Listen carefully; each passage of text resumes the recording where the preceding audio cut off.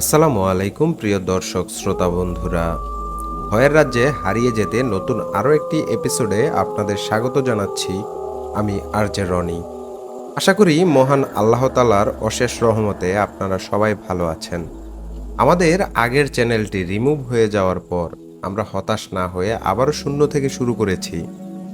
আপনাদের সকলের ভালোবাসা আমাদের সামনে এগিয়ে যাওয়ার একমাত্র অনুপ্রেরণা।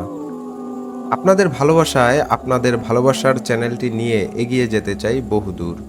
যারা এখনও আমাদের চ্যানেলটি সাবস্ক্রাইব করেননি, দয়া করে সাবস্ক্রাইব করে বেল বাটনটি অল করে দিন, যাতে আমাদের চ্যানেলে ভিডিও আপলোড করার সাথে সাথেই সবার আগে পৌঁছে যায় আপনার কাছে। এখন আর কথা না বাড়িয়ে আমি সরাসরি ঘটনায় চলে যেতে চাই। আশা করছি আমাদের আজকের ঘটনাটি আপনাদের ভালো লাগবে। যেভাবে লেখা আছে আমি ঠিক সেভাবেই পড়ে শোনাচ্ছি। আসসালামু আলাইকুম রনি ভাই ও প্রিয় শ্রোতা বন্ধুরা। আশা করি আল্লাহর রহমতে আপনারা সবাই ভালো আছেন এবং সুস্থ আছেন। আমি মোহাম্মদ শফিকুল ইসলাম, লিখছি খুলনা বিভাগের কোনো একটি জেলা থেকে। আমি আপনাদের জন্য একটি ভয়ঙ্কর লম্বা ঘটনা নিয়ে হাজির হয়েছি, যে ঘটনা শুনে আপনারা অবশ্যই ভয়ের শিহরণ পেতে বাধ্য হবেন আশা করছি। আজকের ঘটনাটি আমি সংগ্রহ করেছি আমার পরিচিত একজন ড্রাইভারের কাছ থেকে। ওনার নাম আসলাম। আসলাম ভাই পেশায় একজন পাঠাও ড্রাইভার। কিছু ঘটনা আছে যেগুলো আসলে আমাদের অন্তর ও মস্তিষ্কে কিছু আলোড়ন সৃষ্টি করে, আর আমি চাই যে আপনারা সকলেই এই আলোড়ন অনুভব করুন। দয়া করে আয়াতুল কুরসি পড়ে নিন, কারণ আমি শুনেছি কিছু শয়তানের কথা যখন আমরা শুনি তখন তারা আমাদের প্রতি আকৃষ্ট হয়। আসলাম ভাইয়ের ঘটনাটি তার মতো করেই বলছি। আসসালামু আলাইকুম, আমি আসলাম, পেশায় একজন পাঠাও ড্রাইভার। আজ আমি আপনাদের নিকট যে ঘটনাটি শেয়ার করব সেটা প্রায় 6 বছর আগে আমার জীবনে ঘটে যাওয়া একটি ঘটনা। সালটা হবে 2019। আমি সদ্য গ্র্যাজুয়েশন শেষ করার পর বেকার বেশে বাসাতেই বসেছিলাম। বেকারত্বের এই সময়ে আমাকে আমার চাকরিজীবী বন্ধুবান্ধব এবং আমার মা বাবার কাছ থেকে অনেক কথা শুনতে হয়েছে। অনেক ধিক্কারজনক কথাবার্তাও শুনেছি। তাই ভাবলাম যে এভাবে বসে না থেকে বরং কিছু একটা করা যাক, তাহলে আমার শরীর থেকে এই বেকারত্বের ট্যাগটাও যেন চলে যাবে। আমার বাবা একজন বেসরকারি চাকরিজীবী ছিলেন। একটি সুনামধন্য কোম্পানিতে উনি সিনিয়র ম্যানেজার পোস্টে দায়িত্বরত ছিলেন। খুব বেশি টাকা পয়সা না থাকলেও কম ছিল সেটা বলবো না। আমি খুব কষ্ট করে আব্বুর কাছ থেকে একটি সেকেন্ড হ্যান্ড গাড়ি কেনার জন্য অনুমতি নিলাম এবং এও বললাম যে গাড়ি কেনার জন্য উনি আমাকে যত টাকাই দেন না কেন আমি সেটা পরিশোধ করে দিব। আমার আব্বু বুঝতে পারলেন যে ছেলে আসলে এবার কিছু করতে চাইছে। আমার কথা শুনে আর টাকা ফেরত দেওয়ার কন্ডিশনে উনি আমাকে গাড়ি কেনার জন্য টাকা দিলেন। আমি মনে মনে বললাম আলহামদুলিল্লাহ। প্রায় 1 মাস পর আমি আমার পছন্দ মতো একটি গাড়ি পেয়েও গেলাম এবং কাগজপত্র সব চেক করে নিজের নামে গাড়িটি কিনে নিলাম। গাড়ি কিনে নিজের হাত আরও একটু ঝালিয়ে নিয়ে আমি গাড়িটি পাঠাওয়ে রেজিস্ট্রেশন করালাম। আমি আমার কাজটা বেশ উপভোগ করছিলাম। তাছাড়া যেহেতু নতুন নতুন কাজ, সেহেতু আমি প্রায় প্রতিদিন 12 ঘন্টা গাড়ি চালাতে শুরু করলাম। তখন প্রায় 1 মাস হবে আমি পাঠাওয়ের আন্ডারে গাড়ি চালাচ্ছি। সব ঠিকঠাকই ছিল, টাকাও কামাচ্ছিলাম। বেকার নই, সব মিলিয়ে বেশ ভালোই যাচ্ছিল দিন।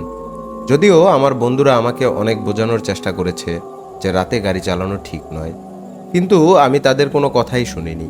কারণ আমার রুটিন ছিল দুপুর 12টায় ঘুম থেকে উঠা, যার জন্য আমার মা প্রায় সময় আমাকে নবাবের বাচ্চা বলে গালাগাল করতেন। আমি ঘুম থেকে উঠেই ফ্রেশ হয়ে দুপুরের খাবার খেয়ে বের হতে হতে বিকাল 4টা বেজে যেত। তারপর আমি বিকেল থেকে রাত পর্যন্ত কাজ করে প্রায় ভোর 4টায় বাড়ি ফিরতাম। কিন্তু সপ্তাহের শেষের দিকে, বিশেষ করে শুক্রবার ও শনিবার রাতে আমার রুটিন একটু বদলে যেত, কারণ এই 2 দিন রাত 12টার দিকে আমি সাইন আউট করে ফেলতাম। সেদিন ছিল শনিবার, যে রাত আমার জীবনটাকেই বদলে দিয়েছিল একটি নিমিষেই। শনিবার রাত 12টায় আমি আমার নিয়ম মতোই সাইন আউট করে দিচ্ছিলাম, কিন্তু হঠাৎ করে আমার কাছে একটা রাইড রিকোয়েস্ট এলো এবং আমি ভুলবশত না চাইতেও সেই রাইড অ্যাকসেপ্ট করে ফেললাম। এ সময়ে এই রাইড অ্যাকসেপ্ট করার জন্য আমি আফসোসও করেছিলাম, কিন্তু যদি আমি রাইডটি ক্যান্সেল করতাম তাহলে আমার রেটিং খারাপ হয়ে যেত। সুতরাং আমি ভাবলাম এই রাইডটা শেষ করে তারপর সাইন আউট করে দেব। আমি যখন প্যাসেঞ্জার পিক আপ পয়েন্টে পৌঁছলাম তখন দেখলাম একজন বৃদ্ধ মানুষ ঘর থেকে বের হয়ে এসে গাড়ির দরজা খুলে আমার পাশে এসে বসলেন। ওনার চেহারা দেখে ওনাকে বেশ চিন্তিতই লাগছিল আমার কাছে। আমি ওনার কাছে জানতে চাই যে ওনার সাথে আর কেউ আছে কিনা, যেহেতু উনি ফ্রন্ট সিটে বসেছেন আমার সাথে। উনি মাথা জাকিয়ে উত্তর দিলেন, হ্যাঁ আছে। আমি অপেক্ষা করতে লাগলাম। কয়েক মিনিট পর একজন মহিলার সাথে একজন যুবতী মেয়ে গাড়ির পাশে এসে দাঁড়ালো। সামনের সিটে বসা সেই বৃদ্ধ লোকটিকে দেখে ওনারা দুইজনই এসে গাড়ির পেছনের দরজা খুলে ভেতরে বসে গেলেন। ওনারা বসার পরপরই আমার গাড়িটা যেন ওনাদের ভারে একেবারে নিচে বসে গেল। আশ্চর্য, এমন তো কখনোই হয়নি। ওনারা ততটা হেলদিও নন, তাহলে গাড়ির এই অবস্থা কেন? যাই হোক, 7-5 ভাবলাম না। কিন্তু ওনারা গাড়ির পেছনে এমনভাবে বসে গেলেন যে ওনাদের খুব তাড়া। ওনাদের কিছু জিজ্ঞেস করলেও ওনারা উত্তর দিচ্ছিলেন না। আমি মনে মনে ভাবলাম, এ কি বিপদে পড়লাম আল্লাহ। আমি লুকিং গ্লাসের পেছনের দিকে নজর দিয়ে দেখলাম যে সেখানে শুধু একজন যুবতী মেয়েই বসে আছে, যাকে দেখে খুবই দুর্বল মনে হচ্ছিল। মেয়েটির পাশে একজন মহিলা, যার অবস্থা দেখেও মেয়েটির মতোই মনে হচ্ছিল যে খুব ক্লান্ত। এমন অবস্থায় আমি কখনো সামনে বসা আঙ্কেলকে দেখছিলাম, আবার কখনো পাশে বসা মহিলাটাকেও। আমি একদমই বুঝতে পারছিলাম না যে আসলে কি হচ্ছে। ওনাদের এমন বেহাল দশা ছিল যে আমার ড্রাইভিং ক্যারিয়ারে এমন অদ্ভুত প্যাসেঞ্জার আমি কখনো পাইনি। আমি বিসমিল্লাহ পরে প্রথমে গাড়ির ডোর লক করে স্টার্ট দিলাম। গাড়ি স্টার্ট হলেও গিয়ার অনুযায়ী যেমন স্পিড থাকার কথা সেটা পাচ্ছিলাম না। মনে হচ্ছিল যেন রিক্সা আমার গাড়িকে খুব সহজে অতিক্রম করে চলে যাবে। প্রথমে আমার মাথায় এটা আসছিল যে হয়তো গাড়ির কোনো মেকানিক্যাল বা কোনো ধরনের কোনো ঝামেলা রয়েছে, অথবা অন্য যে কোনো ধরনের সমস্যা হয়তো হয়েছে। আমি খুবই কষ্টে গাড়িটি অ্যাক্সেলারেট করছিলাম। আমার গাড়িটা সেকেন্ড হ্যান্ড হলেও একদম নতুনই ছিল বলতে গেলে, এবং আমি এটা কেনার পর ভালোভাবে সার্ভিসিং করিয়ে নিয়েছিলাম। আমি একদমই বুঝতে পারছিলাম না এই মুহূর্তে আমার সাথে কি ঘটছে। আমার পাশে থাকা আঙ্কেল, তিনি হয়তো আমার সমস্যাটা বুঝতে পেরেছিলেন। উনি বারবার পেছনের মেয়েটির দিকে তাকাচ্ছিলেন। উনি কি আমার সমস্যা বুঝেছিলেন নাকি মেয়েটার আল্লাহ মালুম। হঠাৎ আমাকে বললেন, এই যে বাবা, তোমার গাড়িতে কি কোনো কোরআনের সূরার ক্যাসেট আছে? এখানে বলে রাখা ভালো, আমার পরিবারটি বেশ ধর্মপ্রাণ ছিল। আমরা সকলেই আল্লাহর হেদায়েতে 5 ওয়াক্ত নামাজ পড়তাম, আর আমি গ্র্যাজুয়েশন শেষ করার আগেই দাড়ি রাখতাম। যখন কোনো প্যাসেঞ্জার থাকতো না, তখন আমি এক মনে গাড়িতে অডিও প্লেয়ারে কোরআন ছেড়ে দিতাম, মন দিয়ে শুনতাম। কিন্তু কাস্টমারের অনুমতি ছাড়া আমি কখনোই সিডি প্লেয়ার ব্যবহার করতাম না। যখন সেই আঙ্কেল নিজে আমাকে কোরআনের আয়াত চালানোর জন্য অনুরোধ করলেন, তখন আমি হালকা সাউন্ডে কোরআন চালিয়ে দিলাম। আশ্চর্যজনকভাবে কোরআন ছাড়ার পর থেকে আমার গাড়ি ধীরে ধীরে একদম হালকা হতে লাগলো, এবং এক পর্যায়ে আমার গাড়ি ও গাড়ির পরিবেশ একেবারেই স্বাভাবিক হয়ে গেল। আমি একটু হাঁপ ছেড়ে সেই যাত্রীদের তাদের গন্তব্যে পৌঁছে দিলাম। ভাড়া নিয়ে সেখান থেকে চলে আসার সময় সেই বৃদ্ধ ব্যক্তিটি বললেন, বাবা, তুমি যদি এদিকে আসো তাহলে আমাদের আবার নিয়ে যেও। আসলে বাবা, আমরা এখানে মাত্র 15 মিনিট থাকব। আমি কিছুক্ষণ ভাবলাম, যেহেতু আমার বাড়ি যাবার রাস্তা তাদের বাড়িটিরও পরে, সেহেতু 15 মিনিট থামাই যায়। মাত্র 15 মিনিটেরই তো ব্যাপার, তাহলে ওনাদের নিয়ে যাওয়াই যায়। ফেরার সময় পেট্রোলও নিতে পারবো।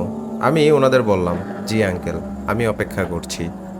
আমার কথা শুনে বৃদ্ধ লোকটি আমার মাথায় হাত বুলিয়ে দিলেন, এবং ওনারা 3 জন একটা মাদ্রাসার ভেতরে চলে গেলেন। আমি অপেক্ষা করতে লাগলাম। 15 থেকে 20 মিনিট পর ওনারা বের হয়ে এলেন। ওনাদের গাড়িতে তুলে আমি ওনাদের বাসায় নামিয়ে দিতে গেলে সেই বৃদ্ধ ব্যক্তিটি বলেন, বাবা, তুমি যদি কিছু মনে না করো তাহলে আমি তোমার গাড়িটিকে প্রাইভেটলি ভাড়া করতে পারি। আমি বললাম, জি অবশ্যই পারেন। তখন উনি বললেন, ঠিক আছে বাবা, তুমি কাল রাত 8টায় আবারও আমাদের বাসায় আসবে। আমাদের রুট সেমই থাকবে, মানে ওই মাদ্রাসায় গিয়ে আবার ফিরে আসা। আর তোমার যে বিল হয়েছে বা যা হবে তার দ্বিগুণ আমি তোমাকে দেব। আমি তার কথায় রাজি হয়ে গেলাম, এবং পরের রাতের জন্য আমি ওনাদের প্রাইভেট ড্রাইভার হয়ে গেলাম। পরদিন রাত ঠিক 8টায় আমি ওনাদের বাড়ির সামনে পৌঁছে গেলাম।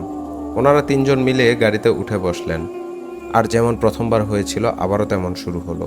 আমার গাড়ি আবারও কোনো এক অজানা ভারের কারণে নিচে বসে গেছে। সেই বৃদ্ধ লোকটি এবার গাড়ির অডিও সিস্টেমে নিজেই কোরআন ছাড়লেন। উনি কোরআন ছাড়ার পর আগের দিনের মতো গাড়ি ধীরে ধীরে স্বাভাবিক হয়ে এলো। আমার মনে কৌতূহল থাকলেও কোনো জাদু বা জিনের বিষয়ে কোনো ভাবনাই ছিল না, বরং আমি ভাবছিলাম যে কোনো কারণে হয়তো আমার গাড়ির কোনো সমস্যা হচ্ছে, মেকানিক দেখালে ঠিক হয়ে যাবে। আর আঙ্কেল যিনি কোরআন শুনছিলেন, ওনাকে দেখে আমি ভাবছিলাম বৃদ্ধ লোকেরা হয়তো আল্লাহর রাস্তায় থাকতে চায়, তাই কোরআন শুনছে, আর তারা এমনিতেই এটা শুনতে পারেন, কোনো অস্বাভাবিক কিছু না। যাই হোক, এরপরে আমি ওনাদের আগের রাতের মতো মাদ্রাসায় নামিয়ে দিলাম এবং বাইরে অপেক্ষা করতে লাগলাম। সেদিন ওনাদের প্রায় আধা ঘন্টা সময় লাগলো। মাদ্রাসা থেকে বের হয়ে এসে ওনারা গাড়িতে বসলেন। যেমন আমি আপনাকে আগেই বলেছি, আমার পরিবার খুব ধর্মপ্রাণ ছিল, তাই আমি চেষ্টা করতাম কোনো মহিলার দিকে না তাকাতে।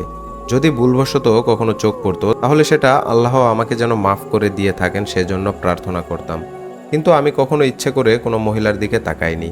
কিন্তু যখন ওনাদের তিনজন গাড়িতে এসে বসলেন তখন ওনাদের হাতের দিকে চোখ পড়ল। উপর দিকে তাকাতেই আমার চোখ সেই মেয়েটার উপরে পড়ল। তার চোখগুলো এত বেশি জ্বলজ্বল করছিল যে মনে হচ্ছিল যেন তার চোখে আমি আগুন দেখেছি। আমি তাড়াতাড়ি চোখ নামিয়ে নিলাম, কারণ তার চোখের তাপ আমি সহ্য করতে পারছিলাম না। কিন্তু পথিমধ্যে আমি না চাইতেও আয়নাতে বারবার তাকে দেখছিলাম। আমি যখনই তাকে দেখেছি সে যেন বারবার আমার দিকে তাকাচ্ছে। তার মুখে রাগ স্পষ্ট এবং সে এমনভাবে আমার দিকে তাকাচ্ছিল যেন মনে হচ্ছিল আমাকে সে জীবন্ত কবর দেবে। সেদিনের যাত্রাটা আমার জন্য খুবই কষ্টকর ছিল। আমি দ্রুত গাড়ি চালিয়ে ওনাদের বাড়িতে পৌঁছে দিলাম। আমি যখন গাড়ি থামালাম তখন বৃদ্ধ দম্পতি দুজন গাড়ি থেকে নেমে আসলেন, কিন্তু সে মেয়েটা তখনও গাড়িতেই বসেছিল। প্রথমে যে চিত্র আমার মনে এসেছিল মেয়েটির সম্পর্কে, যেমন তার চোখের আগুন, সেটা তখনও তার চোখে বিদ্যমান। তাকে দেখে একজন মানসিকভাবে অস্থিতিশীল মানুষ মনে হচ্ছিল। আমার ওকে দেখে মনে হচ্ছিল সম্ভবত কিছুক্ষণ পরেই তাকে ডাক্তার দেখানোর জন্য যেতে হবে। মেয়েটি গাড়িতে বসে আছে দেখে প্রথমে সেই বৃদ্ধ দম্পতি চেষ্টা করছিলেন তাকে গাড়ি থেকে নামানোর জন্য, কিন্তু মেয়েটা কোনোভাবেই নামছিল না। বৃদ্ধা মহিলা ভেতর থেকে একজন গৃহ পরিচায়িকাকে ডেকে আনলেন। উনি এসে মেয়েটাকে জোর করে গাড়ি থেকে টেনে নামিয়ে দিলেন। মেয়েটি সেই গৃহ পরিচায়িকার সাথে ভেতরে যাচ্ছিল। তখন তার চোখ আমার উপরেই ছিল এবং সে আমাকে অবিরত পর্যবেক্ষণ করছিল। আমি ভাবতে লাগলাম, এ কি আজব পরিবার রে বাবা। যাই হোক, সেদিনের মতো বাড়ি ফিরে গেলাম। পরের দিন সন্ধ্যা 6টা। সেদিন বৃদ্ধ ব্যক্তিটি আমাকে ফোন করে বললেন, বাবা, আজকে তোমাকে আরও একবার একটু আসতে হবে। যদি পারো তাহলে এই 8টার মধ্যেই চলে এসো আমার বাসার নিচে। আমি এবার মনে মনে ঠিক করে নিয়েছিলাম যে এখন থেকে আর এই লোকদের রাইড দেব না। কিন্তু ওই বৃদ্ধ ব্যক্তিটির কথায় এমন অদ্ভুত রকমের একটি মায়া ছিল এবং যেভাবে উনি অনুরোধ করেছিল আমি চাইলেও ওনাকে না বলতে পারিনি। আমি ঠিক 8টার সময় ওনাদের বাসার সামনে পৌঁছে গেলাম। আজ ওনাদের গাড়িতে বসার আগেই আমি কোরআন চালু করে দিয়েছিলাম। 2-3 মিনিট পর আমি ওনাদের বাড়ি থেকে বের হতে দেখলাম। ওনারা তিনজন গাড়িতে এসে বসলেন আর আমি ড্রাইভ করে সেই মাদ্রাসার উদ্দেশ্যে বেরিয়ে পড়লাম। আমি আজ কিছুটা অবাক হলাম যে আজ গাড়িতে মানুষ সেই আমরাই। আমি গাড়ির সার্ভিসিংও করাইনি, কিন্তু আজ আমার গাড়িটি নিচে বসে পড়েনি, ভারীও হয়নি, একদম ঠিকঠাক। আমি আমার মতো করে গাড়ি চালাচ্ছিলাম, তখন আমার নজর সেই মেয়েটার দিকে যায়। হঠাৎ লুকিং গ্লাসের চোখ পড়তেই আমি দেখলাম সেই মেয়েটি জানালার বাহিরে তাকিয়ে আছে। আমি আমার চোখ সরিয়ে নিয়ে ড্রাইভিংয়ের দিকে মনোযোগ দিলাম। যথারীতি সময় মতো আমার গাড়ি মাদ্রাসায় এসে দাঁড়ালো। আমি ওনাদের মাদ্রাসার সামনে নামিয়ে একটু বিশ্রাম নেওয়ার জন্য গাড়ির পেছনের সিটে শুয়ে পড়লাম। হঠাৎ আমার গায়ে একটা আঁচড় লাগার ফলে চোখ খুলে গেল। আমি যখন উঠে বসলাম তখন দেখলাম কালো রঙের একটা বেড়াল আমার গাড়ির ভেতরে বসে আছে। আমি যখন বেড়ালটির চোখের দিকে তাকালাম তখন সেখানে শুধু পুতুলের মতো সাদা অংশ ছাড়া আর কোনো কিছুই দেখতে পেলাম না। আমি বিড়ালটাকে অনেকবার সরানোর চেষ্টা করলাম, কিন্তু কোনোভাবেই সে সরছিল না। কিছুক্ষণ পর সে নিজেই ঘুরে ঘুরে গাড়ির ভেতর থেকে বেরিয়ে চলে গেল। আমি যতদূর তাকে যেতে দেখেছিলাম সে যেন আমার দিকেই তাকিয়েছিল। আমি বিড়ালটাকে এতই মগ্ন দেখেছিলাম যে আমার মোবাইলের অ্যালার্ম বাজার আওয়াজে আমি চমকে গেলাম। যখন আমি বুঝলাম যে এটা আসলে অ্যালার্ম, তখন আমি অ্যালার্ম বন্ধ করে বাইরের দিকে তাকালাম আর দেখলাম ওনারা তিনজন লোক বাইরে দাঁড়িয়ে আছে। ওনাদের দেখে আমি খুব দ্রুত দরজা খুলে গাড়িতে উঠে বসলাম এবং ফিরে যাওয়ার জন্য ইঞ্জিন স্টার্ট করলাম। ড্রাইভিং করার সময় এবার আমার চোখ মেয়েটার উপরে পড়লো। তখন দেখলাম সে পিছনের সিটে মাথা হেলিয়ে দিয়ে ঘুমিয়ে পড়েছে। মেয়েটার এই অবস্থা দেখে আমি আল্লাহর কাছে শুকরিয়া আদায় করলাম, কারণ যদি তার অবস্থা গতকালকের মতো হতো তাহলে তো আমি একদমই গাড়ি চালাতে পারতাম না। সেদিন আর কোনো ঝামেলা হলো না। এরপর আমি ওনাদের বাড়িতে নামিয়ে দিলাম আর আমি নিজের চিরপরিচিত কাজ অর্থাৎ নতুন প্যাসেঞ্জারের জন্য অপেক্ষা করতে থাকলাম। যাবার আগে সেই বৃদ্ধ ব্যক্তিটি আমাকে আবার পরের দিন আসার জন্য বললেন। পরের দিন সময় মতো আমি ওনাদের বাড়িতে পৌঁছালাম এবং এরপর সবকিছুই আগের দিনের মতো ছিল। আমি ওনাদের মাদ্রাসায় নামিয়ে দিলাম এবং গাড়িতে বসে চিন্তা করছিলাম, আজ একবার ভেতরে গিয়ে দেখি না ওনারা আসলে করেনটা কি। যেই ভাবা সেই কাজ। আমি মাদ্রাসার ভেতরে ঢুকে পড়লাম। তখন সেখানে কিছু মাদ্রাসার ছাত্র এবং খাদেম ঘুরছিলেন। আমি ওনাদের কাছে সেই বৃদ্ধ ব্যক্তি এবং তার পরিবারের সম্পর্কে জানতে চাইলাম। ওনাদের জিজ্ঞাসা করাতেই ওনারা কিছু না বলে একটা ঘরের দিকে ইশারা করলেন। তারপর আমি আস্তে আস্তে সেই ঘরের দিকে এগিয়ে গেলাম এবং ঘরের দরজা খুলে ভেতরে প্রবেশ করলাম। এবার আমি যে দৃশ্যটা দেখলাম সেটা ছিল, সেই মেয়েটিকে তিনজন লোক মিলে হাতে পায়ে ধরে আছে এবং একজন আলেম তাকে পাইপ দিয়ে সজোরে আঘাত করছে। এটা ছিল একটা রাবারের খুবই মোটা পাইপ, যা সাধারণত আমাদের বাড়িতে ব্যবহার করা হয়। আলেম সাহেব এত জোরে মেয়েটির কোমরে আঘাত করছিলেন যে মেয়েটার চিৎকারের আওয়াজে সারা ঘর প্রতিধ্বনিত হচ্ছিল। হঠাৎ দেখতে পেলাম মেয়েটার ঠোঁটে এক বিন্দু হাসি, আর মেয়েটি আলেম সাহেবের সামনে বসে পুরুষ আওয়াজে হাসছিল এবং আলেম সাহেবকে মা বাবা তুলে গালাগালি করছিল, যে আমরা অনেক ছেলেরা কখনোই শুনিনি। তারপর সে মেয়ে তিনজন শক্তিশালী লোককে জোরে ধাক্কা দিল এবং আলেম সাহেবের উপরে উঠে বসে গলা চেপে ধরল। আমার অবস্থা এমন ছিল যে এই দৃশ্য দেখে আমার শরীর যেন কাঁপছিল। দস্তাদস্তি করে সেই তিনজন ব্যক্তি আবারও উঠে দাঁড়ালেন এবং আমাকে দেখে ওনারা সাহায্যের জন্য আমাকে ডাকলেন। আমি কখনোই কল্পনা করতে পারিনি যে আমি কোনো বেগানা নারীকে স্পর্শ করব, কিন্তু পরিস্থিতি এমন ছিল যে আমি সবকিছু ভুলে গিয়েছিলাম। আমি সেই তিনজন ব্যক্তির সাথে মেয়েটাকে আলেম সাহেবের উপর থেকে সরানোর চেষ্টা করলাম এবং অনেক কষ্ট করে তাকে আলেম সাহেবের উপর থেকে সরিয়ে মাটিতে শুইয়ে দিলাম। সে এত জোরে আমাদের হাত থেকে মুক্তি পাওয়ার জন্য চেষ্টা করছিল যে আমাদের তাকে নিয়ন্ত্রণ করা কঠিন হয়ে পড়েছিল। এমন ঘটনা নিজের চোখের সামনে দেখে আমার মাথা ঘুরছিল। যারা আগে থেকে এই ঘরটিতে ছিল তারা এই দৃশ্য প্রতিদিনই দেখেন, কিন্তু আমার জন্য এটা একদমই নতুন। আমি যেন ভয় পেয়ে নিজেকে সামলাতেই পারছিলাম না।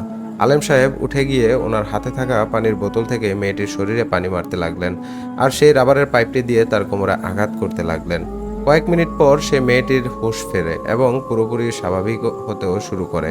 আলেম সাহেব বললেন, তোমরা জানো আজ এই আমলের শেষ দিন, তাই তোমাদের কাল রাত 10টায় আবার আসতে হবে। আলেম সাহেবের কথা শুনে আমি সেখান থেকে বেরিয়ে এলাম এবং আমার পেছন পেছন সেই বৃদ্ধ দম্পতি আর সেই মেয়েটি গাড়িতে বসলো।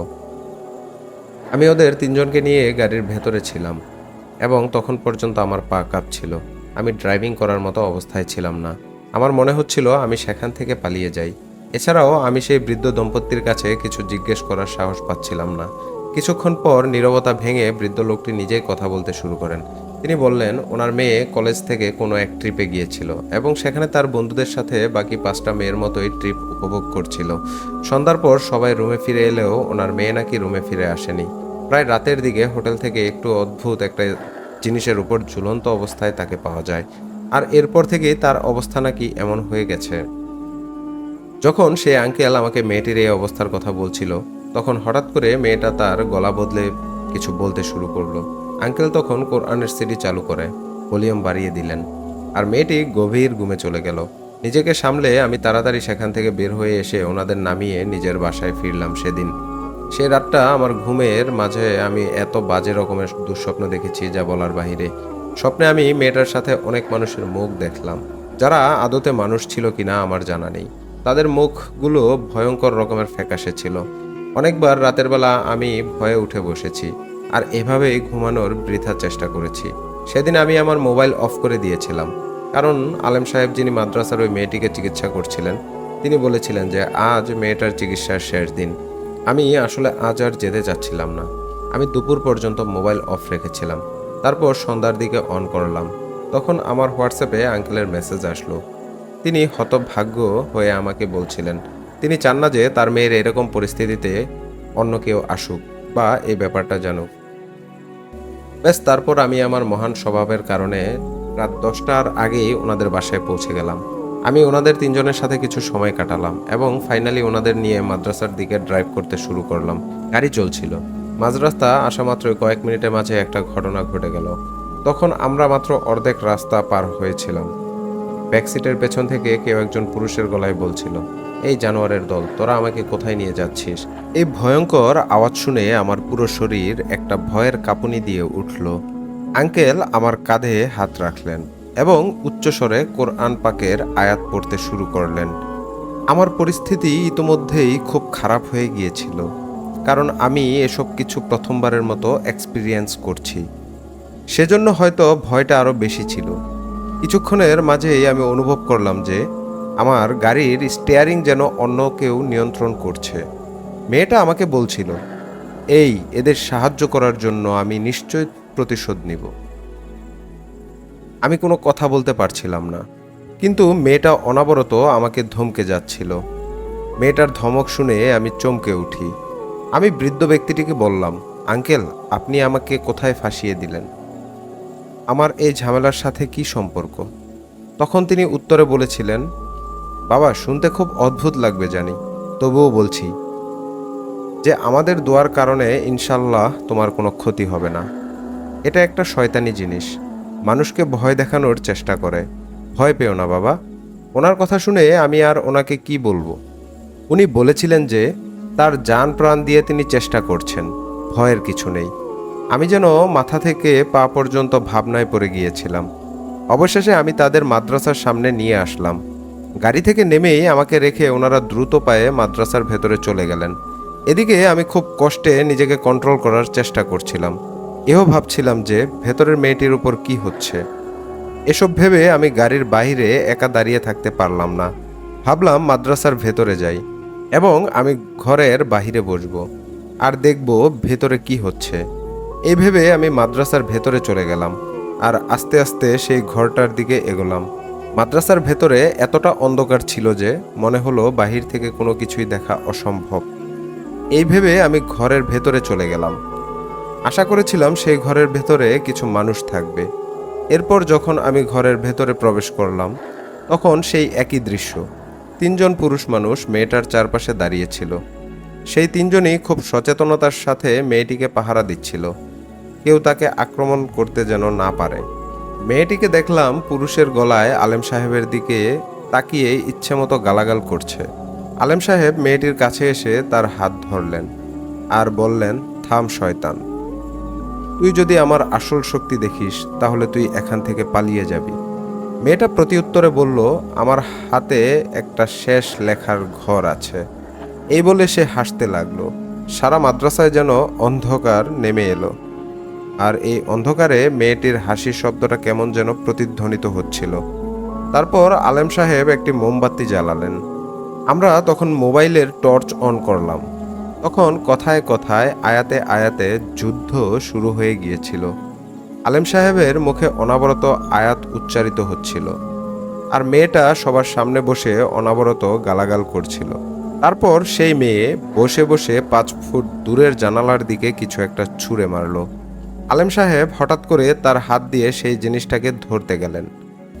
এরপর আলেম সাহেবের মুখ থেকে কিছু একটা বের হলো, আর মেয়েটা মেঝেতে সদ্য পানি থেকে তুলে আনা মাছের মতো ছটফট করতে লাগলো।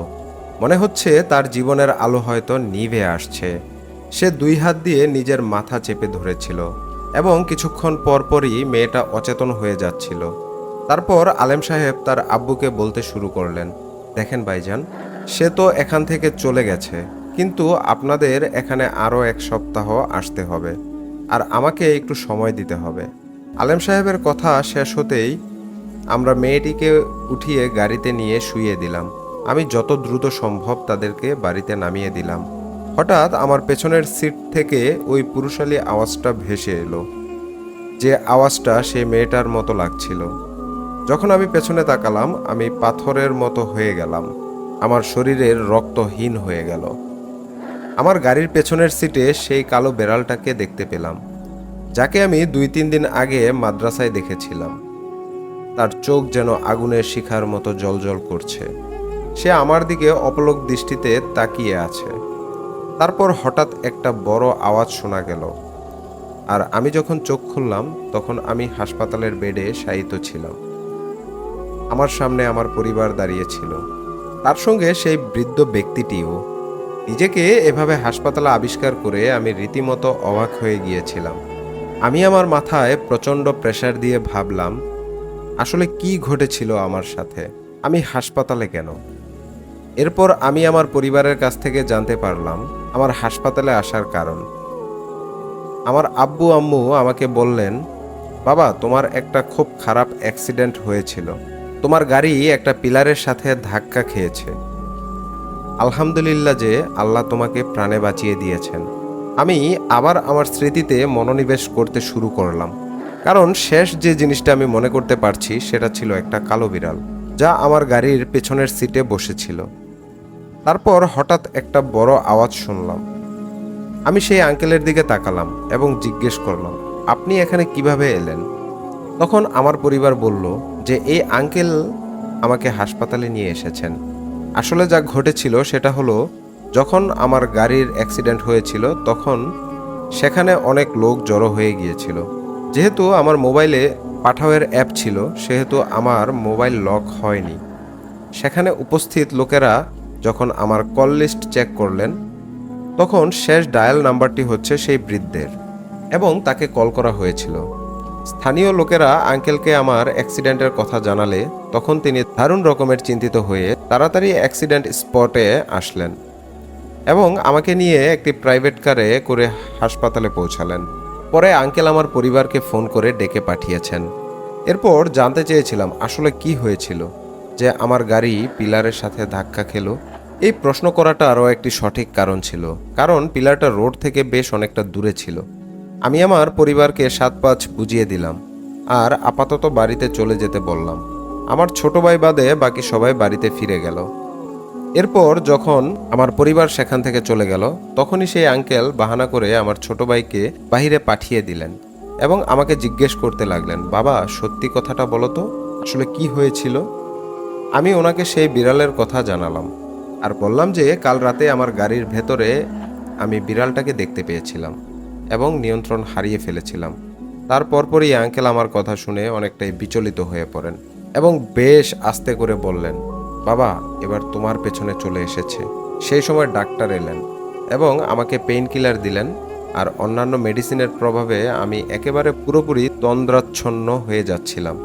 আমি আঙ্কেলকে ডেকে বললাম, আপনি বাড়ি যান আঙ্কেল, কাল ইনশাল্লাহ ফোনে কথা হবে। আঙ্কেল চলে যাওয়ার পর আমার ছোট ভাই রুমে ঢুকে সোফায় বসে পড়ল। আমি তন্দ্রাচ্ছন্ন হয়ে ঘুমিয়ে গিয়েছিলাম। হঠাৎ একটি বিকট আওয়াজ শুনতে পেলাম। চোখ খুলে আমি কোথায় ছিলাম সেটা মনে করতে পারছিলাম না, কিন্তু খুব তাড়াতাড়ি একটা আওয়াজে আমি চমকে উঠলাম। দরজা খুলে দেখি ঘরে অন্ধকার, সোফা খালি পড়ে আছে। চারদিকে তাকালাম কিন্তু ভাইকে কোথাও দেখতে পেলাম না।